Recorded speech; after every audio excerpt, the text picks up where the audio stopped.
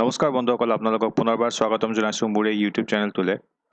আৰু আজিৰ এই ভিডিঅ'টোত মই পাৰ্চেণ্টেজৰ 5টা এক্সাম অৰিয়েণ্টেড কুৱেশ্যন ডিছকাছ কৰিছোঁ। ইয়াৰ আগতে মই পাৰ্চেণ্টেজৰ এটা ভিডিঅ' অলৰেডি আপলোড কৰিছোঁ, যোনটোত মই পাৰ্চেণ্টেজৰ বেছিক কেইটামান কুৱেশ্যন ডিছকাছ কৰিছিলোঁ। যদি আপোনালোকে চোৱা নাই তেনেহ'লে লিংক ডেছক্ৰিপশ্যনত দিয়া আছে, তো আপোনালোকে চাই ল'ব পাৰিব। চ' আশা কৰিছোঁ আজিৰ এই ভিডিঅ'টো চাই আপোনালোকে ভাল পাব। চ' ব'লক আৰম্ভ কৰোঁ আজিৰ ভিডিঅ'টো। চ' ইয়াত কি কৈছে, the price of onion has increased by 25%. Anil reduced his consumption in such a way that the expenditure on onion is only increased by 10%. If 25 kilos were consumed per month before the increase in the price, find the new consumption. Anile monthly 25 kilos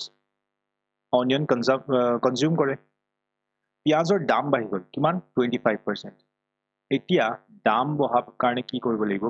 আনিলে কনজাম্পশ্যনটো কমাব লাগিব, কিন্তু এনেকুৱাকৈ কমাব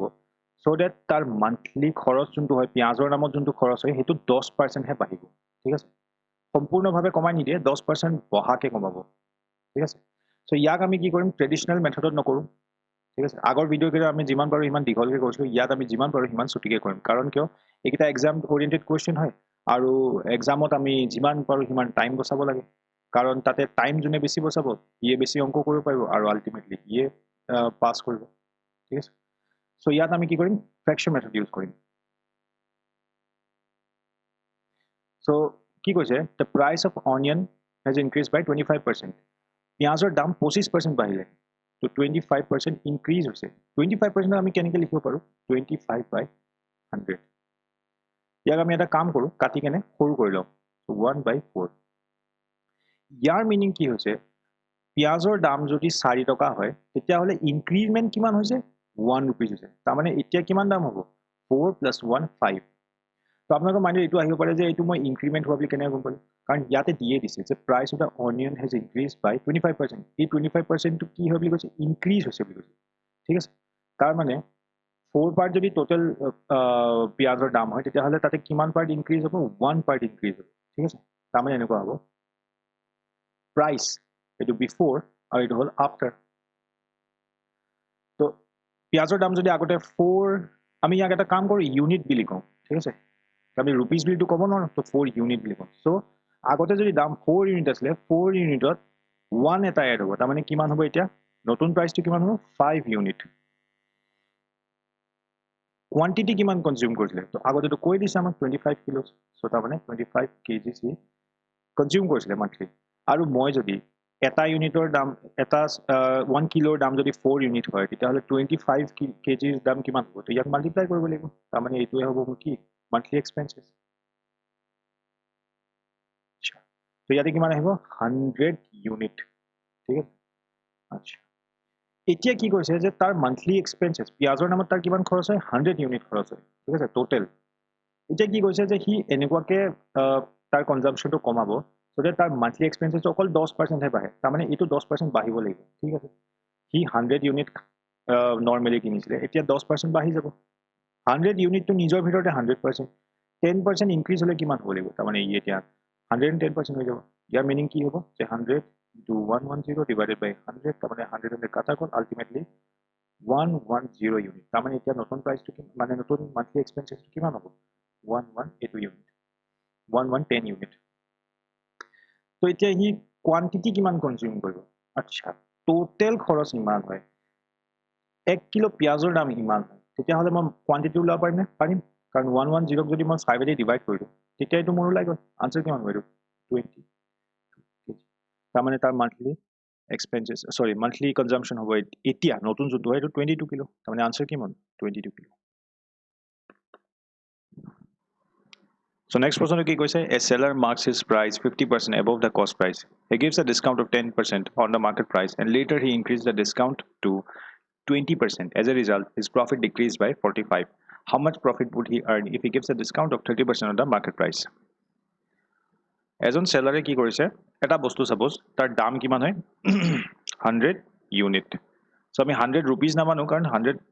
rupees মানিলে আমাৰ ইয়াতে এটা ডেফিনেট ভেলু দিয়া আছে 45, আৰু সেই ভেলুটোৰ লগত কণ্ট্ৰাডিক্ট কৰিব। চ' সেইকাৰণে আমি ইউনিট মানি লওঁ, আমাৰ যোনটো সমস্যা আছে তাৰ সমাধানটো ইয়াতে কৰি লওঁ। ঠিক আছে, তাৰপিছত কৈছে কি, a seller marks its price 50% above the cost price. Suppose 100 ইউনিটটো সেলাৰজনৰ কষ্ট প্ৰাইচ আছিলে হি কিনা দামটো আছিলে 100 ইউনিট তো তাক কি কৰিলে 50% এবভ কষ্ট প্ৰাইচ কৰিলে তাৰমানে কিমান আহিব 150% তাৰমানে কিমান হ'ব 150 ইউনিট এইটো হ'ব মাৰ্কেট প্ৰাইচ সেলাৰজনে এইটো এটা মাৰ্কেট প্ৰাইচ সিলেক্ট কৰিছে ঠিক আছে he gives a discount of 10% on the market price তো ইয়াত দুটা কেছ হৈছে এটা 10% ডিসকাউন্ট দিছে আৰু এটা 20% ডিসকাউন্ট দিছে সো 150 रुपीजर जोंतो माने आइटम আছে তাক কি কৰিছে 10% ডিসকাউন্ট দিছে সো 10% ডিসকাউন্ট মানে কি হয় আচ্ছা 150 টো নিজে এটা তো 100% ভ্যালু হয় যদি মই বেলেগ কোনো নাম্বাৰ লগত কম্পেয়াৰ নকৰো ঠিক আছে তাৰ 100% ভ্যালুৰ পৰা কি কৰিছে ডিসকাউন্ট দিলে কিমান 10% ভ্যালু তাৰ মানে ইয়াক বিক্ৰী কিমান কৰিলে তাৰ 150 এৰ 90% ভ্যালু বিক্ৰী কৰিলে তাৰ মানে কিমান হ'ব 135 তাৰ মানে হি বিক্ৰী কৰিলে কিমানত 135 ইউনিট 1 হি কিনিছে কিমান দামত 100 ইউনিটত বিক্ৰী কিমান কৰিছে 135 ইউনিট প্ৰফিট কিমান হ'ল তো 35 ইউনিটৰ ঠিক আছে প্ৰফিট সিমিলাৰলি যোনটো 20% ভ্যালু 20% ডিসকাউন্ট আছে তাত কিমান কৰিছে 150 এবাৰ কিমান আহিব 20% ডিসকাউন্ট আছে 100% ভ্যালুটো নিজে হয় তাক থাকিলে কিমান 20% কমাই দিয়াৰ পিছত কিমান থাকিলে 80% তাৰ মানে 80% ভ্যালুত বিক্ৰী কৰিলে সৰি এটো নালাগে সো এইখিনি আমি কি কৰো ক্যালকুলেট কৰিলো ইয়াৰ কিমান আহিলে 120 ইউনিট তারমানে 20% ডিসকাউন্ট দিলে কিমান ইউনিটত বিক্রি করে 120 ইউনিটত বিক্রি করে 100 ইউনিট হি কিনিছিলে 120 হি বিক্রি কৰি পালে প্ৰফিট কিমান 20 ইউনিট এতিয়া যদি মই আগৰ ভ্যালুৰ লগত যদি কম্পেয়াৰ কৰো মই দেখা পাইছো যে 15 ইউনিট কমি গৈছে ঠিক আছে প্রফিট দুইটাতে হৈছে বাট আগৰ তুলনাত 15 ইউনিট কমি গল আৰু কোৱেশ্চনটোত সেইখিনি কথাই কৈছে যে 10% ডিসকাউন্ট দিলে আৰু 20% ডিসকাউন্ট দিলে হিহঁতৰ মাজত কি হয় বুলি কৈছে 45 रुपीस কমি যায় ঠিক আছে তাৰ মানে আমি ক'ব পাৰিম যে এই 15 ইউনিটৰ ভ্যালুটো হ'ল 45 रुपीस ঠিক আছে তো 1 ইউনিটৰ ভ্যালু কিমান আহিলে তো 45 ডিভাইডেড বাই 15 তাৰ মানে কিমান 3 रुपीस ঠিক আছে 1 ইউনিটৰ ভ্যালু 3 रुपीस মোক উলিয়াব কি দিছে যে হি কিমান প্ৰফিট আৰ্ন কৰিব যেতিয়া 30% ডিসকাউন্ট দিব মাৰ্কেট প্ৰাইচটোৰ ওপৰত মাৰ্কেট প্ৰাইচ কিমান হয় 15 ইউনিট 150 ইউনিট সৰি তারপর ডিসকাউন্ট দিছে ইটো নিজে 100% ভ্যালু হয় ডিসকাউন্ট কিমান আছে 30% তার মানে কিমান থাকিব 70% ভ্যালু বিক্রি কৰিব থাৰ্ড কেস যোনটো হয় তো ইয়াত কিমান বিক্ৰি কৰিলে তার মানে 105 ইউনিটত 100 ইউনিটত হি কিনিছিলে 105 ইউনিটত বিক্রি কৰিলে প্ৰফিট কিমান হল 5 ইউনিট আগৰ তুলনাত আগৰটো ইমানখিনি প্ৰফিট হৈছিলে 10% ডিসকাউন্ট দিলে 20% ডিসকাউন্ট দিলে ইমান হৈছে আৰু এতিয়া বহুত কমি গল কিমান 5 ইউনিট হৈ গল মোক বাস উলিয়াব কি দিছে প্ৰফিট কিমান হল সো প্ৰফিট 5 ইউনিট কিন্তু মই 5 ইউনিট ক'ব নোৱাৰো মোক লাগে रुपीसত সো মই কি ক'ব লাগিব 5 ক 3 1 ইউনিটৰ ভ্যালু কিমান 3 তো 5 ইউনিটৰ ভ্যালু কিমান হ'ব 5 * 3 তাৰ মানে কিমান হল 15 रुपीस আৰু এইটো হল আমাৰ আনসাৰ তাৰ মানে 30% ডিসকাউন্ট দিলে তাৰ প্ৰফিট অকল 15 रुपीस হয় এইটো So next question to ki koise a student needs to score 444 marks to pass a test. Charan scored 348 marks and was failed by 8%. Find the minimum passing percentage of the test. So এটা test আছে তার total marks তো আমি নাজানো বাট আমি ভাবিলাম যিমানে নহক কিয় হি এটা কি হ'ব 100% টেস্ট মানে মার্কস হ'ব ঠিক আছে ইয়াত কৈছে যে স্টুডেন্টজনে কিমান পালে পাস হয় কিমান মার্কস স্কোর কৰিলে পাস হয় তো এটো দিয়া আছে 444 মাৰ্কস চৰণে কিমান স্কোৰ কৰিলে 348 ঠিক আছে আৰু হি ফেইল হৈ গল বুলি কৈছে কিমান পাৰ্সেন্টৰ কাৰণে আমাক মাৰ্কস তো কোৱা নাই বাট কৈছে যে 8%ৰ কাৰণে ফেইল হৈ গল যদি হি 8% বেছি পালে তেতিয়া পাস হৈ গল আচ্ছা আমি ডিফারেন্সটো উলিয়াব পাৰিম যে হি কিমান মাৰ্কসৰ কাৰণে ফেইল হৈছে 444 পালে হি পাস 348 হি পাইছে ঠিক আছে তো মার্কস কিমান কম মার্কস পালে সো ইয়াত আমি যদি ক্যালকুলেট কৰো তো ইয়াত আহিলে 6 আৰু ইয়াত আহিলে 9 তাৰ মানে 96 মাৰ্কস হি কম পালে আৰু 96 মাৰ্কস বেছিকে পোৱাত নে হি পাস হৈ যায় আৰু সেই কথাটো ইয়াতে কৈছে যে হি 8% মার্ক কম পাইছে ঠিক আছে 8% যদি হি বেছিকে পালেহেঁতেন তেতিয়া হলে হি পাস হৈ গলেহেঁতেন তাৰ মানে আমি ক'ব পাৰো যে 8%ৰ ভ্যালুৱে হ'ল 96 মাৰ্কস ঠিক আছে আচ্ছা 96 মাৰ্কস হয় না নহয় কাৰণ ই যদি 96 পায় বা 8% এ পায় তেতিয়া এটো পাস হয় আচ্ছা তো 1% এর ভ্যালু কিমান হয় 96 ডিভাইডেড বাই 8 তো কিমান আহিলে এইখিনি আহিলে 12 সো 12 মার্কস আচ্ছা 1% এর ভ্যালু 12 মার্কস গুটে টেস্ট তো হৈছিলে কিমান মাৰ্কসৰ তো আপুনি কব 100 মইতো মার্কস না জানো মার্কস তো উলিয়াব লাগে বাট যিমানে হৈছিলে 100% মার্কস হৈছিলে সো এতিয়া আমি কি কৰিব লাগিব 100% এর ভ্যালু উলিয়াব লাগিব 1% of value 12 marks 100% of value কিমান হ'ব 100 into 12 তাৰ মানে কিমান হ'ব 1200 marks of পৰীক্ষা হৈছিল ঠিক আছে আৰু তাৰ ভিতৰত খুদিছে যে আমাক পাসিং পাৰ্সেন্টেজ টো কিমান হয় সো পাসিং পাৰ্সেন্টেজ টো উলিয়াবৰ কাৰণে আমি কি কৰিব লাগিব পাসিং মাৰ্কস টো জানোৱে কিমান হয় 444 কিমানৰ ভিতৰত পাব লাগে 1200ৰ ভিতৰত পাব লাগে ইনটু যদি 100 কৰি দিওঁ তো সেইটো হৈ গ'ল পাছিং পাৰ্চেন্টেজ ঠিক আছে দুটা জিৰ' কাটি দিলোঁ 12 দি ইয়াক যাব 3 টাইমছ আৰু কিমান থাকিলে 84 তাৰমানে কিমান 7 37% তো আনসাৰ হ'ব আমাৰ ইয়াতে 37% বাস In an examination, 60% of the candidates pass in English, 70% of the candidates pass in mathematics, but 20% failed in both these subjects. If 2,500 candidates passed in both the subjects, the number of the candidates who appeared at the examination was. So, আমি কি বিচাৰি ল'ব লাগে? Total number of candidates যোনে exam to appear কৰিছে। আচ্ছা, total number of students যিমানে নহওক কিয় সিহঁতি কিমান represent কৰিব? তো 100% value represent কৰিব। লগতে আমাক কৈছে যে ইংলিছত কিমান ষ্টুডেণ্টে পাছ কৰিছে বুলি কৈছে 60% ষ্টুডেণ্টে পাছ কৰিছে মেথমেটিক্সত কিমানে পাছ কৰিছে 70% ষ্টুডেণ্টে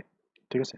আৰু এনেকুৱা কিছুমান ষ্টুডেণ্ট আছে 20% ষ্টুডেণ্ট এনেকুৱা আছে যোনে দুইটা সাবজেক্টতে ফেইল কৰিছে তো মই যদি 100% পৰা যদি সেই 80% টো মাইনাস 20% যদি মাইনাস কৰি দিওঁ 80% ভ্যালু পাম যোনটো ৰিপ্ৰেজেন্ট কৰিব কি এনেকুৱা ষ্টুডেণ্ট যোনে হয়তো এটা সাবজেক্টত পাছ কৰিছে বা দুইটা সাবজেক্টতে পাছ কৰিছে ঠিক আছে আৰু এটা মই ইংলিশ আৰু ম্যাথছ ইংলিশত পাছ কৰা ম্যাথছত পাছ কৰা ষ্টুডেণ্ট কেইটা যদি মই এড কৰিলো মই কিমান পাম 130% কিন্তু মই জানো টোটাল ষ্টুডেণ্টে 100% আছে আৰু লগতে কৈছে যে পাছ কৰা ষ্টুডেণ্ট কিমান আছে 80% আছে কিন্তু ইয়াত দেখা আছে 130% এইটো এটা ফলছ কাউণ্ট এটা হৈ আছে তো ফলছ কাউণ্ট কিয় হৈছে মই কৈ আছো কাৰণ কিছুমান ষ্টুডেণ্ট এনেকুৱা আছে যোনে দুইটা সাবজেক্টতে পাছ কৰিছে ইংলিছতো পাছ কৰিছে আৰু মেথমেটিক্সত পাছ কৰিছে সো সেইকাৰণে আমি কি কৰিছো সেই ষ্টুডেণ্ট কেইটাক এবাৰ ইয়াতেও কাউণ্ট কৰি থৈছো এবাৰ ইয়াতেও কাউণ্ট কৰি থৈছো ঠিক আছে দুবাৰ কাউণ্ট কৰাৰ কাৰণে আমাক এটা ফলছ কাউণ্ট এটা দেখাই আছে ঠিক আছে সেই ষ্টুডেণ্ট হয়তো এটা সাবজেক্টত আমি এবাৰহে ধৰিব লাগিব আমি তাক কি কৰিছো দুবাৰ কাউণ্ট কৰিছো সেই কাৰণে নাম্বাৰটো বেছি হৈ আছে সো সেই ষ্টুডেণ্ট কেইটা আমি উলিয়াবৰ কাৰণে আমি কি কৰিব লাগিব 130% আমি পাইছো ফলছ কাউণ্ট একচুৱেল কাউণ্ট কিমান 80% সো আমি যদি ইয়াৰ পৰা 80% যদি মাইনাস কৰি দিওঁ তেতিয়া আমি পাই যাম সেই ষ্টুডেণ্ট কেইটা যোন কেইটা আমি দুবাৰ কাউণ্ট কৰিছো লগতে আমি এইটোতো গম পালো যে এইকেইটাই সেই ষ্টুডেণ্ট কেইটা হয় যোনে দুইটা সাবজেক্টতে পাছ কৰিছে ম্যাথছতো পাছ কৰিছে ইংলিছতো পাছ কৰিছে সেই কাৰণেতো তাক দুবাৰ কাউণ্ট কৰিছিল ঠিক আছে তাৰ মানে এনেকুৱা ষ্টুডেণ্ট কেইটা আছে যোনে দুইটা সাবজেক্টত পাছ কৰিছে তো 50% তো 50% ভ্যালু আমাক দিয়াই আছে কৈছে যে যোনে দুটা সাবজেক্টত পাছ কৰা ষ্টুডেণ্ট তাহাঁতৰ নাম্বাৰ দিয়া আছে কিমান 2500 তাৰমানে 50% ৰিপ্ৰেজেন্ট কৰিব 2500 তো 1% কিমান ৰিপ্ৰেজেন্ট কৰিব তো আপোনাক আপুনি ক'ব 2500 ডিভাইডেড বাই 50 তাৰমানে কিমান হ'ব 50 students 1% value 50 students total student কিমান আছে 100% so 100% value কিমান হ'ব 50 into 100 that is কিমান 5000 right all answer the price of oranges has been reduced by 21%. As a result, a person can now buy 3 oranges more at rupees 100. What is the new price of oranges? Suppose এজন মানুহে X oranges কিনিছিলে 100 rupeesত এতিয়া orangeৰ price 21% কমি গ'ল তাৰমানে এতিয়া যদি X oranges কিনে তেতিয়ালে কিমান দিব লাগিব 121% reduce হৈ গ'ল তাৰমানে কিমান থাকিলে 79% অৰ্থাৎ 79 rupees তাৰমানে এতিয়া X oranges price হ'ল 79 rupees কিমান দাম কমিলে 21 rupees এতিয়া যদি সেই মানুহজনে শ্বপকিপাৰজনক যদি 100 rupees দিয়ে তেতিয়াহলে তাৰ এগেইনষ্টত কি দিব X oranges দিব প্লাস 3 extra orange দিব X orangeৰ নতুন প্ৰাইচৰ হিচাপত X orangeৰ দাম কিমান হয় তো 79 rupees আৰু ৰৈ যোৱা 21 rupees টোৰ কাৰণে হি তিনটা এক্সট্ৰা oranges পালে ঠিক আছে তাৰমানে আমি ক'ব পাৰো যে নতুন দামৰ হিচাপত তিনটা orangeৰ প্ৰাইস কিমান হয় 21 rupees এটা orangeৰ প্ৰাইস কিমান হ'ব 21 divided by 3 তাৰমানে কিমান 7 আৰু এই 7 rupees টো হ'ল আমাৰ আনসাৰ নতুন প্ৰাইসৰ হিচাপত কিমান হ'ব এটা orangeৰ দাম হ'ব 7 rupees আজিৰ ভিডিওটো মই এইকেইটা প্ৰশ্ন ডিসকাস কৰিলো আৰু নেক্সট ভিডিওটোত আৰু পাঁচটা প্ৰশ্ন মই ডিসকাস কৰিম সো আশা কৰিলো আজি ভিডিওটো চাই ভাল পালে আৰু যদি ভাল পাইছে তেনেহলে লাইক শেয়াৰ আৰু সাবস্ক্ৰাইব কৰিব নাপাহৰিব আৰু যদি কোনো ধৰণৰ ফিডব্যাক আছে তেনেহলে কমেন্ট সেকশনত জনাব